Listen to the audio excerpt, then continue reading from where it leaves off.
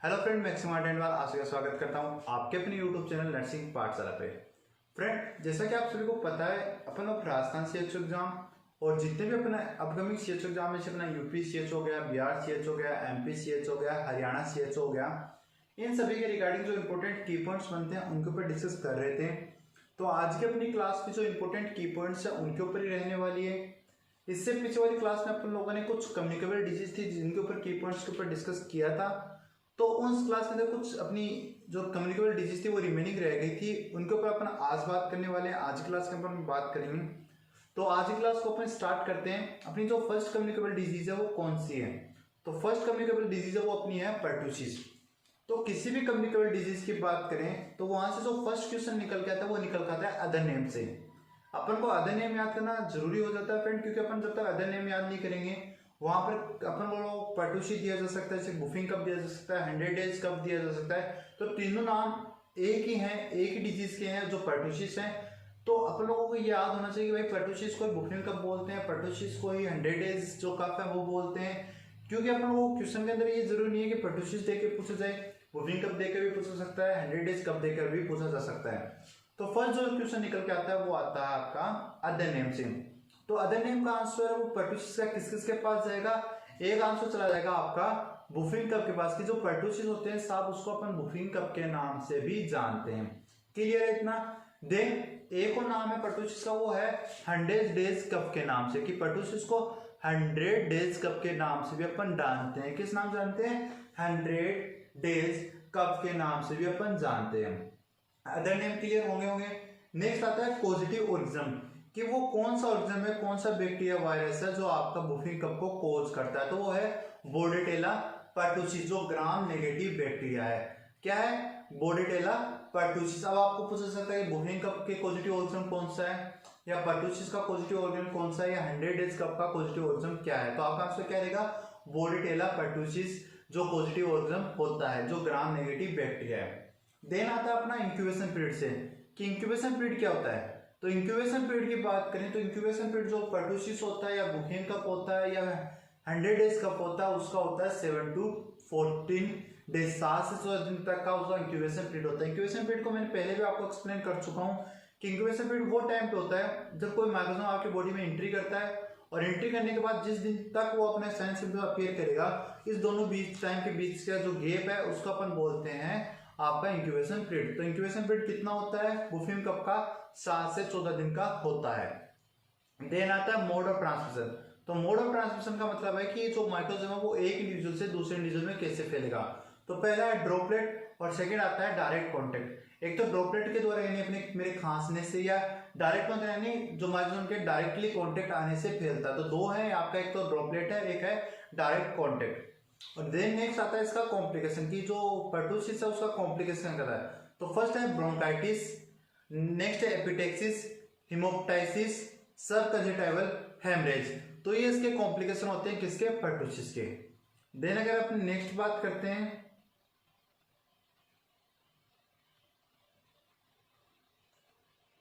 Next अगर अपन बात करें तो नेक्स्ट अपना आता है रूबेला।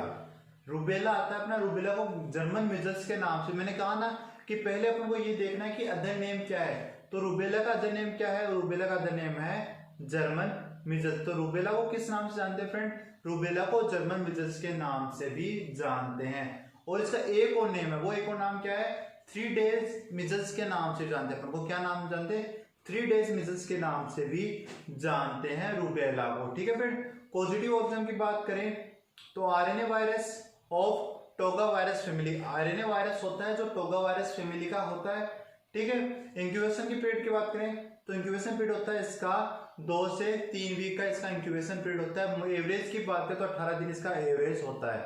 पीरियड ऑफ इन्फेक्टिबिलिटी की बात करें, पीरियड ऑफ इन्फेक्टिबिलिटी की बात का मतलब है कि एक इंडिविजुअल ज्यादा कॉम्प्लिकेटेड कब होता है एक डिजीज को ट्रांसफर करने के लिए, कि वो डिजीज एक इंडिविजुअल से दूसरे इंडिविजुअल में ज्यादा चांसेस कब होते हैं वो डिजीज ट्रांसफर होने के। तो 1 वीक बिफोर और 1 वीक आफ्टर सिम्टम्स, कि सिम्टम्स आने के 1 वीक पहले और 1 वीक बाद तक वो डिजीज है वो एक इंडिविजुअल से दूसरे इंडिविजुअल में ट्रांसफर हो सकती है।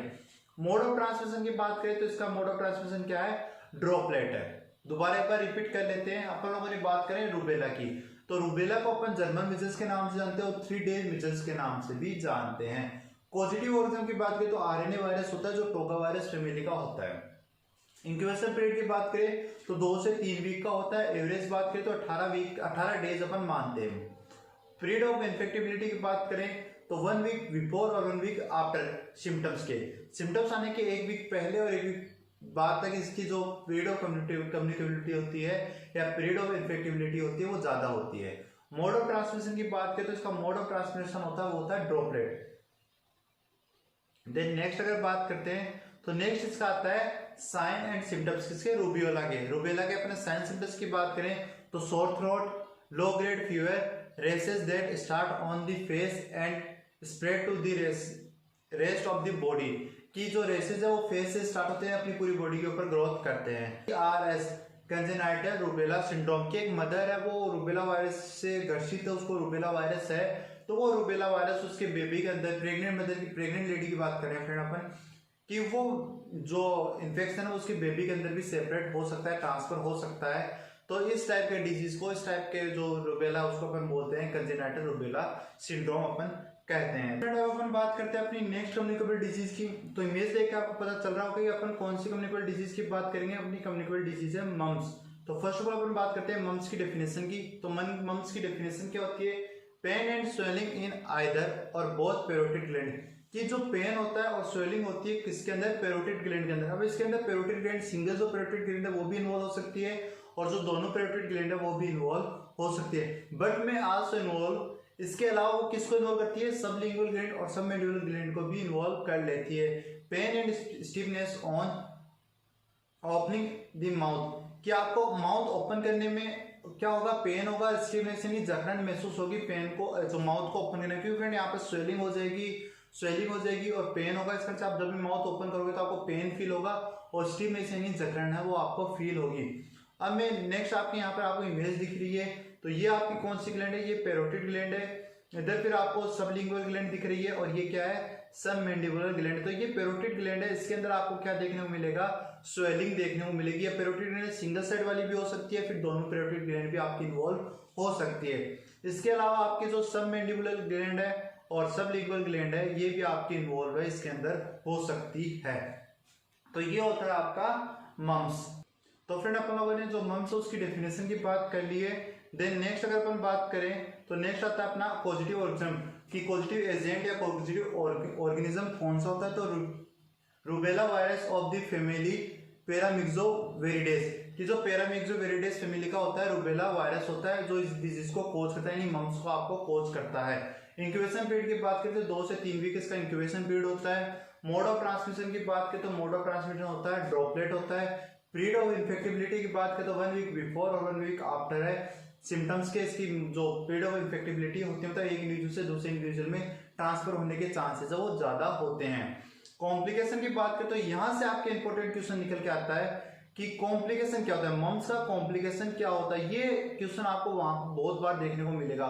ओर्चाइटिस और ओफेराइटिस, क्वेश्चन ये भी पूछा जा सकता है कि मम्स का कॉम्प्लिकेशन क्या होता है। क्वेश्चन ये भी पूछा जा सकता है कि ओर्चाइटिस ओफेराइटिस कौन सी डिजीज में देखने को मिलते हैं। 3 क्वेश्चन यहां से बनते हैं कि मम्स का कॉम्प्लिकेशन क्या होता है और ओर्चाइटिस और ओफेराइटिस कौन सी डिजीज में, कौन से कम्युनिकेबल डिजीज में देखने को मिलेंगे, या फिर ओर्चाइटिस क्या होता है और ओफेराइटिस क्या होता है। तो दोनों की डेफिनेशन अगर अपन पढ़ने की कोशिश करें तो इन्फ्लामेशन ऑफ द टेस्टिकल्स, कि टेस्टिकल्स के अंदर इन्फ्लामेशन होते हैं उसको बोलते हैं ओर्चाइटिस। और इन्फ्लामेशन ऑफ ओवेरीज, कि ओवेरी के अंदर अगर इन्फ्लामेशन होते हैं उसको बोलते हैं ओफेराइटिस। ठीक है, तो ये चीज आपको याद रखनी है कि ओर्चाइटिस क्या होता है और ओफेराइटिस क्या होता है। देन अगर अपन नेक्स्ट बात करें, नेक्स्ट बात करते हैं इसको अपन रूबियोला नाम से जानते हैं, उसको रूबेला नाम से जानते थे, इसको रूबियोला नाम से जानते हैं। पॉजिटिव ऑर्गेनिज्म की बात करें मोरबिली वायरस पैरामिक्सो फैमिली का, जो मोरबिली वायरस होता है पैरामिक्सो फैमिली का वो कोज करता है आपका मीजल्स। इंक्यूबेशन पीरियड की बात करें तो 10 से 14 दिन इसका इंक्यूबेशन पीरियड होता है। और आइसोलेशन की बात करें तो इस पेशेंट को 7 दिन तक अपन आइसोलेट करके रखते हैं। कम्युनिकेबल पीरियड की बात करें तो 4 डे बिफोर और 4 डे आफ्टर अपेयरिंग रेसेस, कि रेसेस अपेयर होने के 4 दिन पहले और 4 दिन बाद इसका पीरियड ऑफ कम्युनिकेबिलिटी या पीरियड ऑफ इन्फेक्टिबिलिटी ज्यादा होती है। देन नेक्स्ट अगर बात करें स्टेज ऑफ मीजल्स। फ्रेंड अपन जो टॉपिक पढ़ रहे हैं वो ज्यादा फास्टली पढ़ रहे हैं क्योंकि अपन लोगों को यहाँ पर की पॉइंट्स के ऊपर बात करें। जब अपनी कम्युनिकेबल डिजीज वो कंप्लीट हो जाएगी इसके बाद अपन इसके जो एमसीक्यू बनते हैं वो लेके आएंगे। एमसीक्यू के अंदर अपन ये जो चीजें पढ़ चुके हैं वही अपन डायरेक्टली पढ़ेंगे। मैं नहीं चाहता कि मेरी क्लास 1 घंटे की 2 घंटे की हो, मैं व्यू बढ़ाने के लिए, टाइमिंग बढ़ाने के लिए या विज्ञापन के लिए जो इनकम होती है, इसके लिए आप सभी को पता है कि विज्ञापन आते हैं उससे इनकम होती है, तो वो क्लास को बढ़ाने के लिए मैं उसको 1 घंटे की क्लास कर दूं, उसके अंदर विज्ञापन बीच में आ जाए, मेरे को इनकम हो जाए। मैं ये चीजें नहीं चाहता हूँ। मैं चाहता हूँ कि शॉर्ट टाइम के अंदर, कम समय के अंदर अपनी क्लासेज है आपको ज्यादा नॉलेज है, ज्यादा चीजें आपको आपके पास पहुंचे।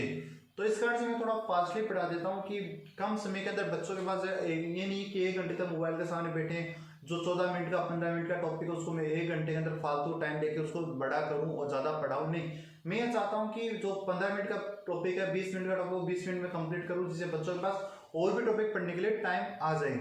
ये नहीं कि मैं उसको 1 घंटे तक ले जाऊं, 2 घंटे तक ले जाऊं, टाइम बढ़ाने के बीच में फालतू की बकवास करने लग जाऊं, फालतू की चीजें पढ़ने लग जाऊं। ये चीजें नहीं है। अपन जितना शॉर्टली पढ़ेंगे उतना ही अपन लोगों के लिए अच्छा है। नेक्स्ट आ रहा है स्टेज ऑफ मीजल्स, कि मीजल्स की कौन कौन सी स्टेज होती है। फर्स्ट आती है प्रोडोर्मल स्टेज। प्रोडोर्मल स्टेज से फर्स्ट क्वेश्चन आपका निकल के आता है कि 3CS है वो कौन से डिजीज के अंदर देखने को मिलते हैं, तो आपका आंसर रहेगा मीजल्स में। इसके अंदर क्या होता है, कोरेजा, जो नेजल डिस्चार्ज होते हैं उसको अपन कोरेजा बोलते हैं, कंजक्टिवाइटिस होता है और आपका कफ है वो देखने को मिलता है। तो 3CS है वो आपको देखने को मिलते हैं मीजल्स के अंदर। देन नेक्स्ट आपका देखने को मिलता है वो मिलता है कोप्लिक स्पॉट। ये क्वेश्चन यहाँ से बहुत बार पूछा गया है, आप इसको इंपॉर्टेंट बता सकते हैं कि इंपॉर्टेंट है। कोप्लिक मीजल्स से क्वेश्चन आता है तो वो कोप्लिक स्पॉट से आने की संभावना है। कोप्लिक स्पॉट, तो कोप्लिक स्पॉट है वो आपको मीजल्स के अंदर देखने को मिलते हैं। इसमें क्या होता है, वाइटिस स्पॉट है वो आपके माउथ के अंदर आपको देखने को मिलेंगे, जो आपको इमेज में यहाँ पर दिखाई दे रहे हैं कि वाइटिस स्पॉट है वो आपको यहाँ पर देखने को मिलेंगे। और ये अर्लियर साइन होता है, इसमें दिखा मैं This occur on the inside of the cheeks earlier in the course of measles।